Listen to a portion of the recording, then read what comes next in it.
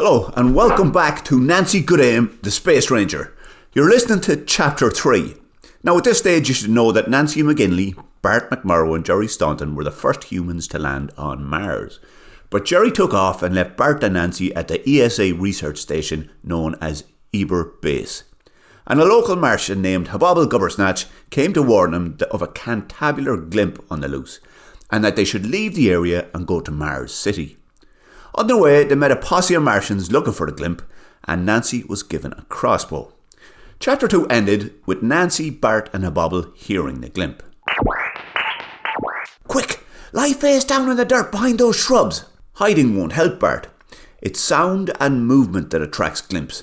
Did you not hear the sheriff? Said Nancy. I did, but he's a knob, and I'm not going to take a chance on the advice of a knob, so I'm taking cover. You two do what you want. Bart dived down into the dust. Nancy carefully and silently followed. Habobble was last to take cover.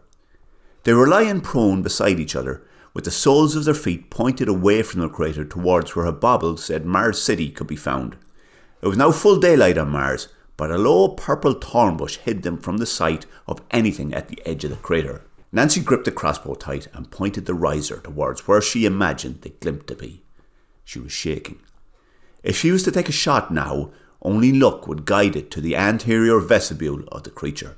Habobble must have sensed the fact that Nancy was upset, because he said, Don't worry, Nancy, they'll still be doing breakfast till well into the afternoon. Mars City is that sort of place. And on the plus side, the food is rotten, so if you die, you'll have missed out on nothing. Clack, clack, clack went the noise. It was faint, but distinctive. Bart raised his head enough to see over the bush and immediately ducked back down again. Is it there, Bart? Asked Nancy.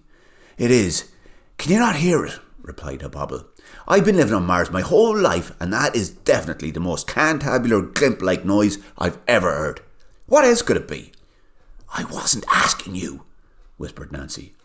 I think so, Nancy. I saw something moving on the edge of the crater, replied Bart. Well, now that's a bit rude to dismiss me like that, Nancy. If I was on Earth and I met an Earthian that had risked their life to go onto whatever the Bontoglian plane is called on Earth to warn me about whatever cantabular glimps are named on Earth, then I'd be sure not to dismiss them when they gave an answer to a question.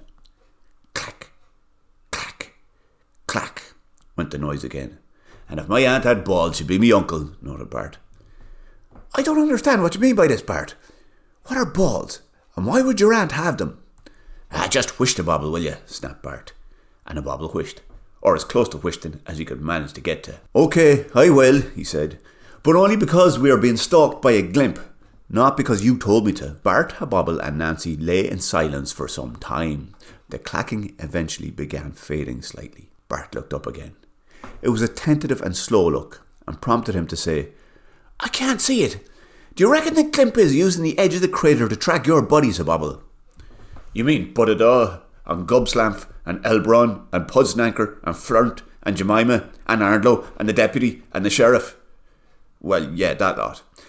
And the glimp is using the elevation to echolocate them. I don't know. What do you think? Well, if you don't know, what hope do we have? This is the first time either myself or Nancy have been stalked by a Martian glimp. A cantabular glimp, you mean? Quiet, snapped Nancy. The clicking grew louder, and Bart ducked back down, and Habobble said, That glimp must have heard us. And Nancy said, Shut up! And all three went quiet.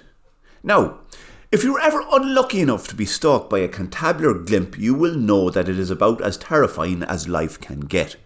Whether the echolocation pulses can physically disturb the air or not is a question for science. But the effect is a thick soup of tension that gradually dulls your hearing until the rhythmic clack, clack, clack is the only thing on your mind and in your senses. Swoop! Went the noise. It shattered the tension and drowned out the sound of the glimp. An enormous rocket ship scorched a trail of smoke above the landscape. Its shape and colour was not unlike that of a mackerel. Well, a giant metal flying one. Jupiterians! Yelled Habobble. Beams of light shot from the underside of the massive craft. Each one buried itself into the red dust, fizzled and disappeared.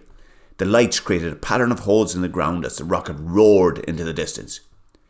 What are they doing? Yelled Bart. Who knows? They're Jupiterians, replied a bobble. Nancy found herself standing upright and pointing the crossbow in the direction of the rocket. It had been an instinctive move, something that happened before she realised. Hey, there's no point shooting that thing at them, said a bobble. We tried, but it's like shooting an arrow against lightning. Nancy glanced nervously towards the edge of the crater as a bobble spoke.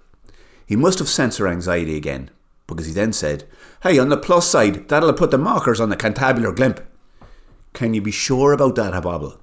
Absolutely, I can be completely sure. I'd say probably a decent chance it's bolted back into the crater. Nancy looked back from the crater to where the Jupiterian spacecraft had just disappeared over the mountainous horizon. That ship seems to have followed the trajectory Jerry was taking on the Shanlaika. Do you think they could be looking for us? Or him, Bart? Don't be paranoid, Nancy. Jerry is two ends of a pair of balls. What would aliens want with him? Habobble loudly cleared his throat. Do you mind if I answer this, Nancy? He asked. No. Good, because it bears saying that Jupiterians are dangerous and sneaky and ugly and stupid and smell of cheese and lazy, but they're also smart. What do you mean? How are they stupid and smart? I don't know, Bart. Such is the mystery of our solar system. But the one thing they are is dangerous and sneaky. I'd say they simply want to torture your friend to find out how to build a spacecraft like his, and then build it. It's exactly the kind of thing Jupiterians would do, and do, especially since Sosman Borkstapel took control of the place. What place? Asked Nancy. Jupiter. Where else would I be talking about? Replied Habobble. I wish you two would stop asking questions. I've forgotten what I was saying. Habobble, Bart and Nancy fell briefly silent. Oh yeah, now I remember. We should get breakfast, or at least move, before the glimp comes back. Shut up and lie face down on the ground, shouted Bart.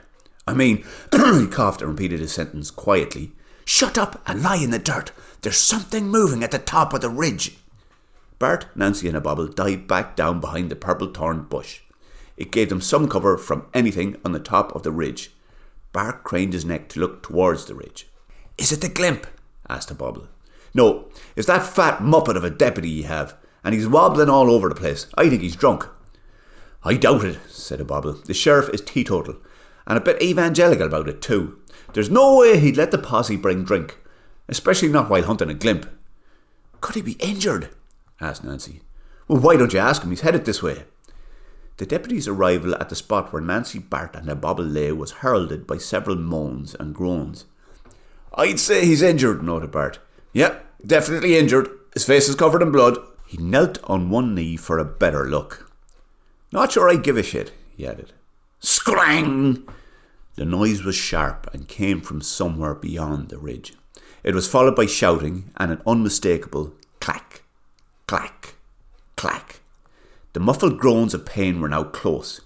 Nancy instinctively leapt to her feet and grabbed the deputy down into the dirt so that he was lying alongside herself, Bart and Habobble. What happened? Were you followed? She asked. The deputy's voice croaked. I cannot say for sure. Nancy raised her head, strained her eyes and tried to see movement, but there was none. She gripped her weapon. Well then say for approximately then, snapped Bart. The deputy gave a cough and cleared his throat.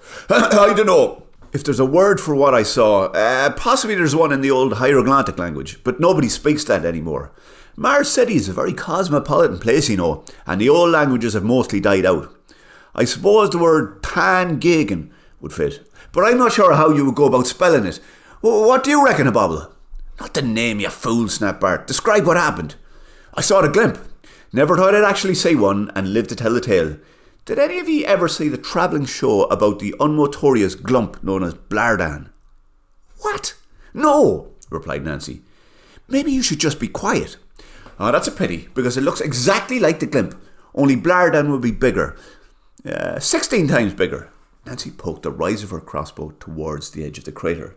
She could not see anything moving, but the clack, clack, clack was unmistakable.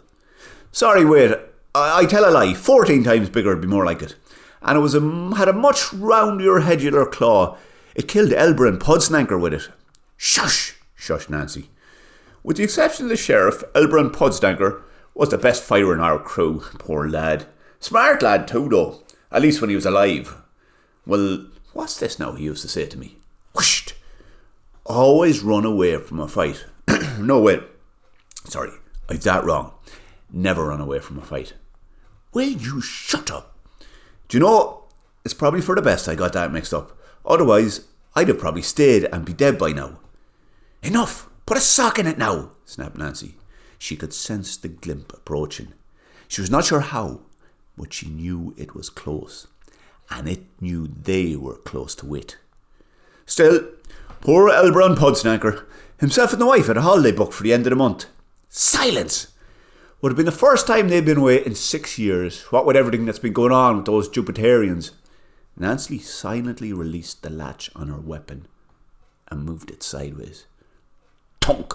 The arrow slammed into the side of the deputy's head, piercing his skull. Nancy glanced at Bart and Bobble with demented eyes. The look let them know they would best be quiet. Nancy silently retrieved the arrow.